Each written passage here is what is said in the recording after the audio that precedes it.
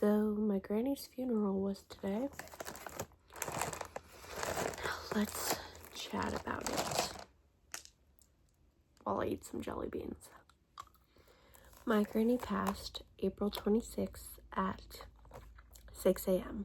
and today is the 30th. It's like 10 p.m. She was 84. So I feel like she lived a long life, you know? I haven't cried about it. I shed a little bit of a tear when I went to see her before she passed. But I think I'm just sad that she suffered for so long, because Granny was always there for me, okay? I was her favorite, and I don't care if anyone disagrees. I was her favorite. Hi, Mavis.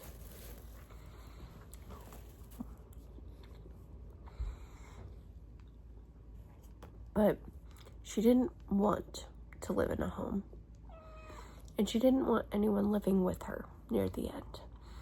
And that's where she really suffered. She was constantly falling and hurting herself. And the reason she ended up in the hospital in the first place is because she fell really bad and hit her head. She broke her pelvis or fractured her pelvis. I feel like it was broken because I was told that it couldn't be fixed.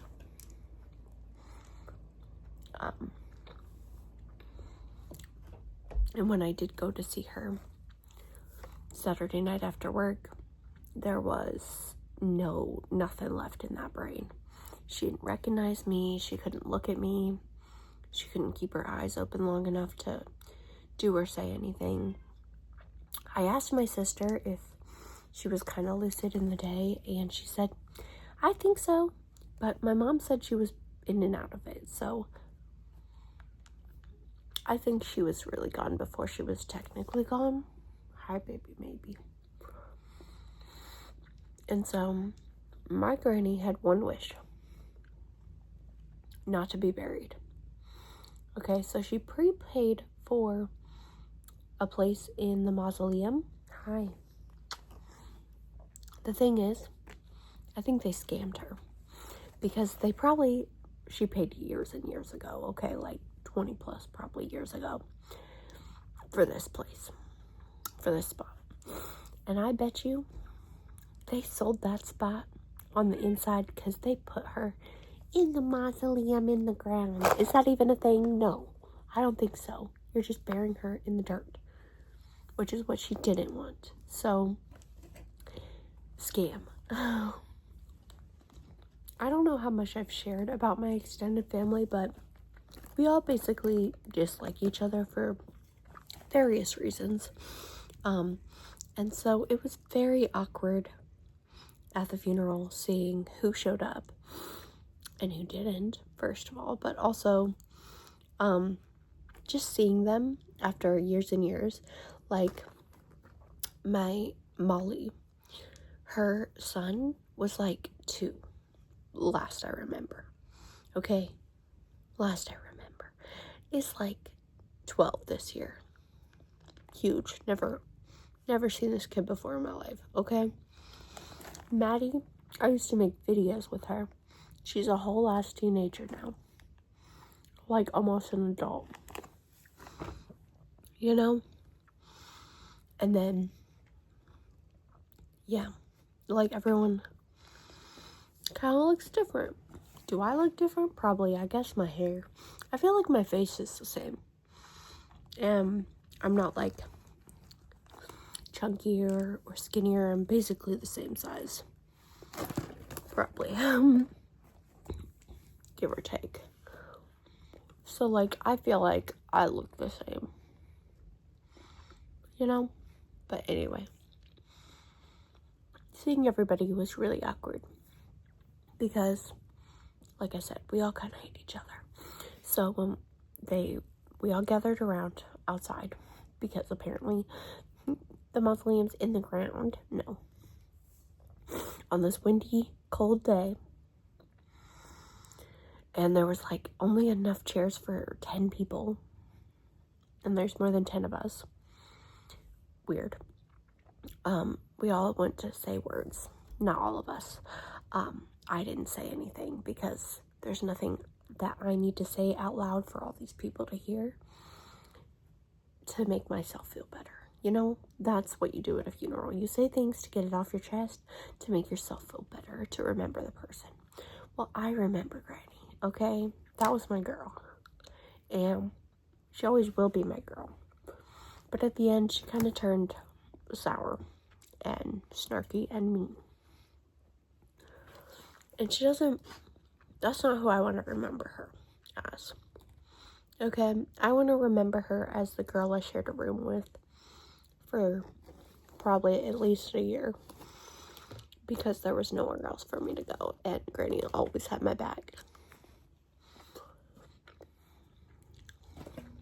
Hi, Mavis. This cat is up my butt. Say hi. So, yeah.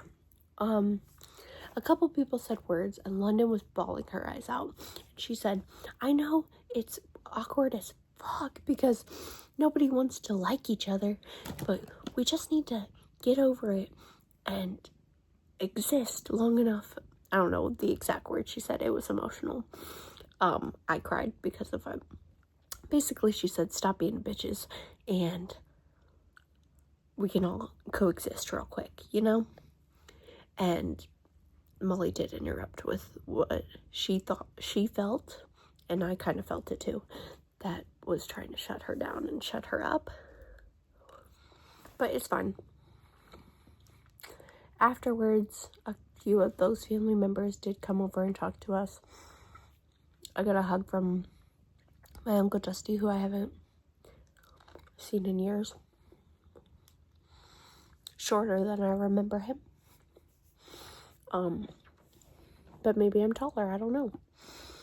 And afterwards, we drove to the Rockneys by her house, my granny's house.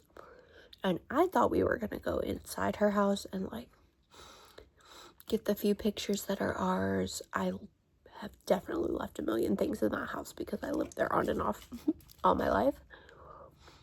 I thought we were doing that today. Everyone was too tired after the funeral, except me, of course. My phone's telling me it's running out of storage, so I'll hurry up, I guess. Basically, I feel like I haven't mourned her yet. I don't know if I'm going to cry after I see her house, after we visit the house, or if I'm just gonna, like, go on in my life. My clothes basket is falling over for some reason. If I'm just gonna go on in my life and not cry about it. But like I kind of said at the beginning, she was not the person I knew towards the end of her life. Oh, hi. So, yeah, she met my son, but he didn't really meet her. You know what I'm saying? Like, he was a baby when they first met. And when we went, when he was slightly older, like last year, he was scared of her because she had oxygen. And I just think if her daughters weren't too scared to put her in a home and just get this flack for it, she would be alive still. Because what she needed was full-time help. She kept falling constantly. You know, like she would slip on something or just fall. And that's not something you're like, yep, you can still live alone. At least I wouldn't. I'd be like, Mom, I know you want to live alone. Here's your two options. I have a room at my house, or they have a home. And if she doesn't pick an option, you pick an option. Personal opinion. But it's sad that she didn't die where she wanted to. I feel like she wanted to die in that house. Personally, at least. And I hope that I grieve her. And I hope that it's not in the middle of a work rush. I just hope that she's happier like she used to be. And hopefully that extended family wants to be a family again. You can find me on social media. I mean, you can find me here. They knew I made YouTube videos. They can find me if they want to. This is where I'm at. This is who I am. This is my cat Mavis. Who's up my butt. I love you guys. I don't know what I recorded this video for. Just say stuff, I guess. I love you. And I'll see you next time with a new video. Hopefully a less depressing, sad one. What jelly beans do you not eat? Because what are the white ones flavored like? Coconut? Sometimes I eat the purple. I don't know, I'm scared. Maybe I'll try a white one.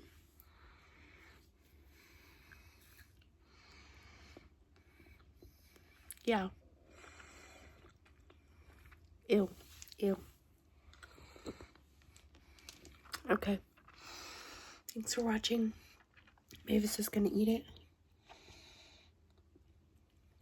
Oh, he likes it. He liked it. I'll see you next time with a new video. Bye.